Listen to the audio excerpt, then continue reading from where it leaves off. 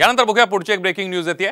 Police उपनिरीक्षक राजेश सावरे हा सरकारचा वसुली एजंट असल्याचा आरोप नाना पटोले यांनी केलाय। अकोल्यातील कोर्टमध्ये पोलिसांनी चोरीच्या संशयातून एकाला ताब्यात घेतलं होतं। त्यानंतर पोलिसांच्या मारहाणीत तरुणाचा मृत्यू झाल्याचा धक्कादायक प्रकार साम टीव्हीने उघडकीस आणला होता आणि त्यानंतर आता नाना पटोलेंनी निलंबित पोलीस उपनिरीक्षक राजेश जावरेंना सरकारी एजंट असं म्हटलेलं आहे।